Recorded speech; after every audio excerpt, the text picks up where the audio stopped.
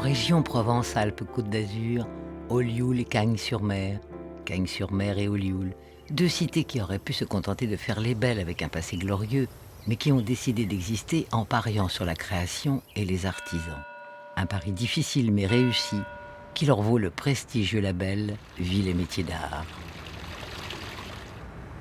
Cagnes-sur-Mer et son bord de plage, ici appelé Promenade des Arts, puisque, dès l'entrée, c'est le cheval de Sacha Cosmo qui veille, suivi par un banc de poissons devenu emblème de la ville, juste avant le cœur historique du Crau de Cagnes et cette chapelle Saint-Pierre, érigée par une petite famille de Napolitains au début du XIXe siècle.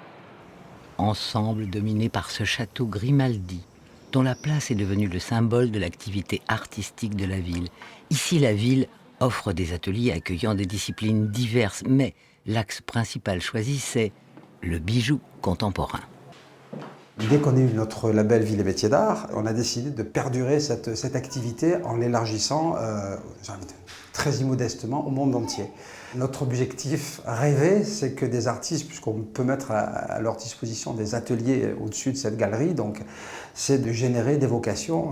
Ça serait vraiment notre objectif, notre ambition. On est au sein du sein, puisque là, dans ces trois vitrines, sont installés des bijoux des trois grands créateurs qui sont Karl Fritsch, qui est un Allemand qui vit en Nouvelle-Zélande, Gerd Rothmann, qui est un Allemand qui vit à Munich, et surtout Robert Benz, qui est un Australien et qui, lui, est considéré dans son pays comme trésor national vivant. Et quand il parle à ses étudiants de la France, il ne parle pas de la France, il dit Cagnes-sur-Mer. Là, ça nous rend très fiers. Ce que confirme celle qui est considérée comme la mascotte de l'aventure, Esti Grossman. C'est donc fait avec la chaîne de maille, et donc la bague elle s'ouvre. Et le bracelet qui est fait sur mesure par rapport à la taille de la main et la taille du doigt. Quand vous voulez en bague, il faut un petit peu l'enrouler et puis vous le mettez au doigt. J'ai gagné le prix du jeune créateur en bijoux contemporains de la ville de Cagnes. Donc ce prix était un atelier à ma disposition et au bout de 3 ans, j'avais refait ma villa et je suis restée. Ça fait maintenant 20 ans que je suis là. Mon travail est essentiellement inspiré des fonds marins. Le fait d'être là, je suis vraiment dans mon élément entre ma passion pour la mer et ma passion pour le bijou. C'est le coup de foudre déjà de ce village qui est magnifique. C'est vraiment un petit bijou. Quand je suis arrivée là, je pense qu'au bout d'1 semaine, c'était décidé pour moi que j'allais plus repartir. Cagnes, la cité des coups de cœur, comme celui reçu par Auguste Renoir qui aimait peindre dans une oliveraie. Il l'a acheté pour éviter qu'un jour les oliviers ne soient coupés. Les Oliviers, une ville leur doit son nom, Olioul, la cité des Oliviers, dominée par son château médiéval, fière de son église Saint-Laurent, pur joyau du style roman provençal, et de sa fontaine du même nom, du style Renaissance, présent partout à Olioul. Le cœur de la ville est constitué de portingues et de portiques, et c'est ce lieu que la ville a choisi pour favoriser l'installation d'ateliers et de métiers d'art, avec un impératif, la diversité, comme le montrent les créations exposées en la galerie de l'Olivier.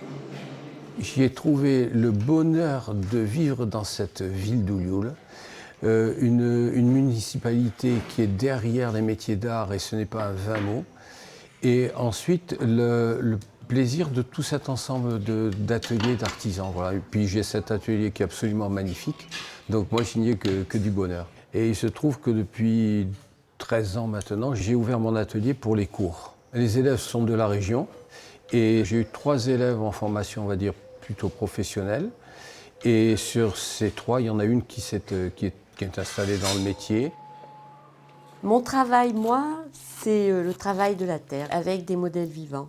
Quand la pièce finie en terre cuite me plaît, je vais à la fonderie avec la sculpture et je la fais couler en bronze. Certains sont arrivés attirés par la politique de la ville, d'autres déjà installés y ont contribué par leur présence, comme Pierre Dutertre. Un jour, j'ai rencontré un vieux potier, qui était déjà vieux depuis très longtemps. Et on est allé visiter une carrière de terre, et il a mangé de la terre. Il goûtait la terre. Et il m'est arrivé de voyager grâce à mon métier. Et j'ai rencontré des potiers.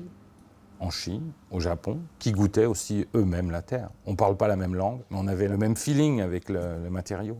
Aujourd'hui, on fabrique une céramique qui est émotionnelle. Les gens n'ont pas besoin de ce qu'on fait, mais ils en ont peut-être besoin pour avoir du plaisir. J'ai travaillé dans des poteries traditionnelles. Il y avait un côté passéiste qui ne me plaisait pas. Je ne suis pas dans le passé, moi.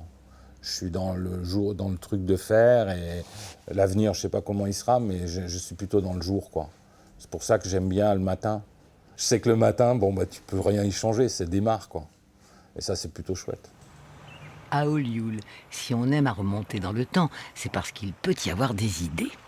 Nous sommes dans un moulin du XVe siècle. Nous, association le GRPO, Groupement de recherche du patrimoine olioulais, nous avons repris la relève de manière à pouvoir en faire un petit musée et le remonter doucement, doucement, de manière à le refaire fonctionner. Parce que notre espoir, c'est de refaire de la farine ici dans ce moulin. Comme quoi, Olioul, ville et métier d'art, est capable de tous les défis.